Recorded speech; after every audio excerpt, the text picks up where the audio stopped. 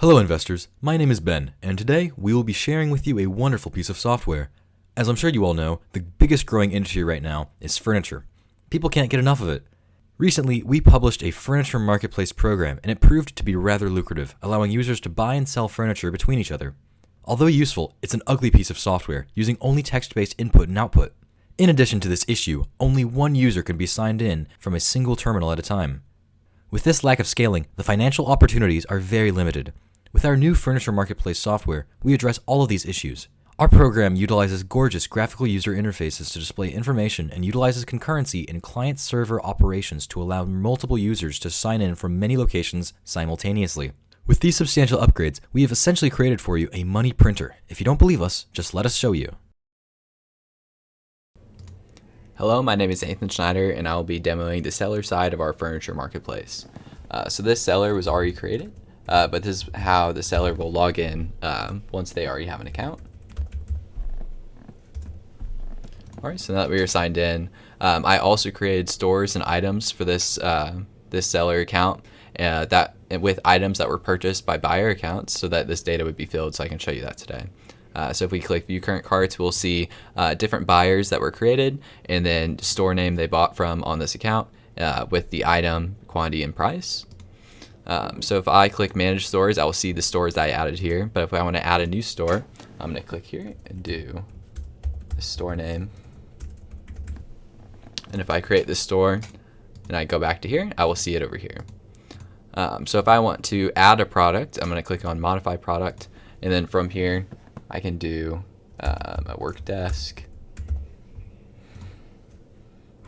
great condition,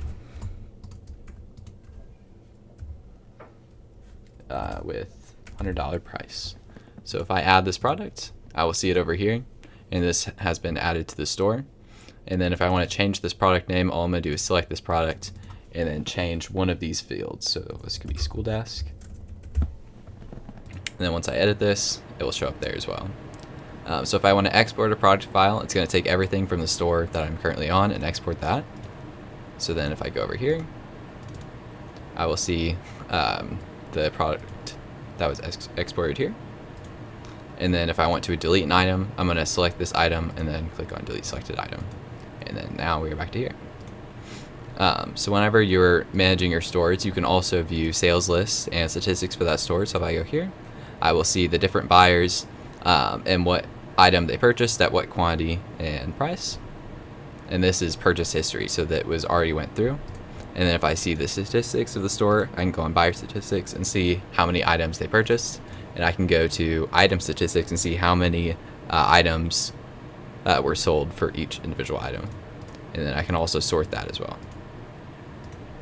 Finally, I can import a product file. So it's going to tell you the format of how to import it. But I already created this file up here that will import some items for me. So I'm going to type in the file name, so import.csv. So that added 2 items to the store. So if I click on either of these stores, I will see that new item that I just added.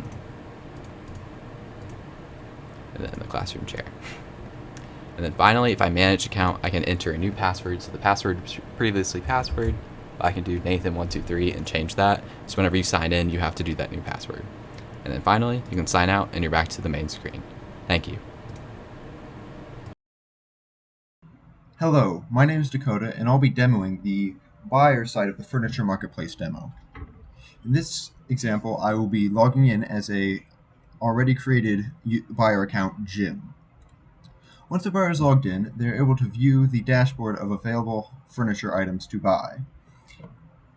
They are also able to sort this dashboard by price and by quantity of items available, or search more specifically by name, description of store. In this case, I'll be searching for products that contain chair in their name. If a buyer is interested in an item, he can view further details about an item by selecting it and then selecting to view details, which will show him the description and the quantity available. Once a user has decided to buy an item, he can add it to his cart by selecting it and inputting the number he wishes to buy. Once a user is ready to check out, he first goes to view his cart and can decide to simply return to the dashboard if he wishes to make further purchases, or remove items from cart. In this demo, I'll be removing these small couches from my cart. Then, once his shopping cart is what he wants it to be, he can click checkout to check out the item successfully. Buyers can view their purchase history simply by going to purchase history and clicking view purchase history, or they can also export it for it to be shown in this file here.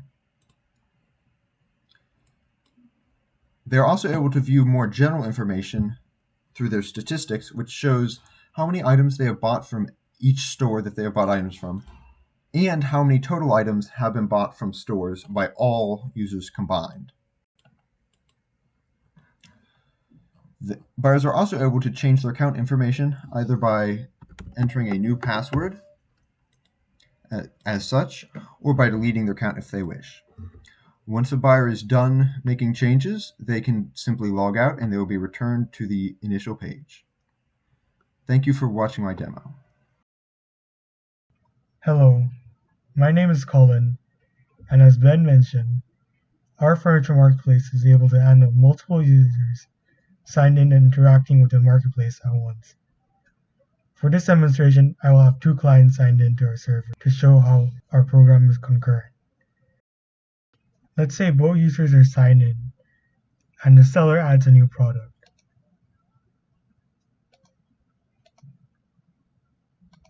Now, in the buyer side, the buyer isn't currently able to see the product. But if you hit the refresh button, it will add the new product into the dashboard. Another feature is our program checks if an item's information has changed. For example, we add this new product to our buyer's cart. Currently, the name of the item is metal chair, but let's say we want to change it to something else.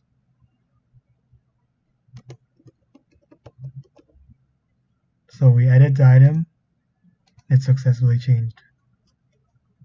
However, it doesn't update in cart. But if we try to check out all the items, it'll give us this panel. This means that the first item is successfully checked out. However, the second item was not due to the item name being changed. Another function that is concurrent is the seller statistics. Right now, you can view the buyer statistics for our store. It'll show that this customer has purchased this amount of items. However, if we check out some new items, now when we view the statistics, it shows the updated information.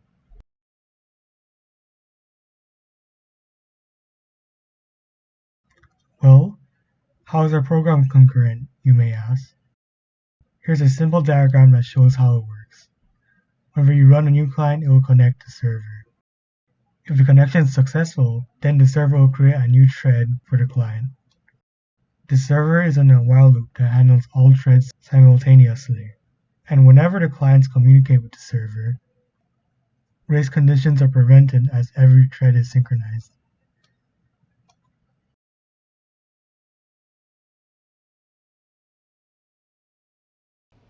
Hi, my name is Andrew Diconescu, and I will talk about the tests of this program. The tests are an essential part of our project as it allows us to detect any bugs that might exist in the program and fix them in a timely manner. Basically, we have tested every functionality of the program and we did our best to break the program in as many ways as possible to know exactly where we need to work next. In order to document the test cases, we have created the files named testmd that you can see right here in the main project folder. In here, tests have been created for each of the individual frames that the program displays, and they have been sorted by the frames. And logging the test cases basically consists from writing what the function tested is, the steps a user needs to take when navigating the app in order to achieve that result, and whether the test was passed or failed. For instance, here you can see the create account for seller test. Basically, these are the steps that a user needs to take in order to create an account, like if the user is a seller. And then the expected result after the user takes these steps is that a message pops up that says account created. the login credential that their login credentials that a user just typed will be stored into fmcredentials.csv right here. And then the seller dashboard will be loaded for the user. The same goes for buyer, but for buyer, the buyer dashboard will be loaded instead of the seller dashboard. And then you can see here that there are 2 tests that create an account for seller. On the second test, however, there is one subtle difference. And that difference is that if the email that is used when creating the account already has an account associated to it, you can see that the steps that the user needs to take and the expected results are identical. However, the test fails and the message pops up that says this user already owns an account.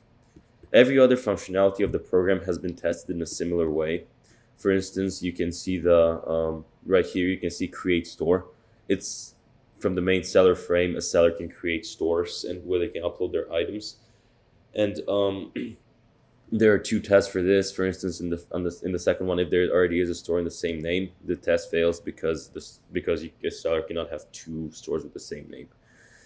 And so there are many tests that have been tested in this way. And so this is basically a basic demo of how the test cases in our program work. Hey, it's me again, Ben. Thank you for paying attention to our demos. We'll go ahead and enter into the FAQ of our presentation. One question was, can you sell things other than furniture?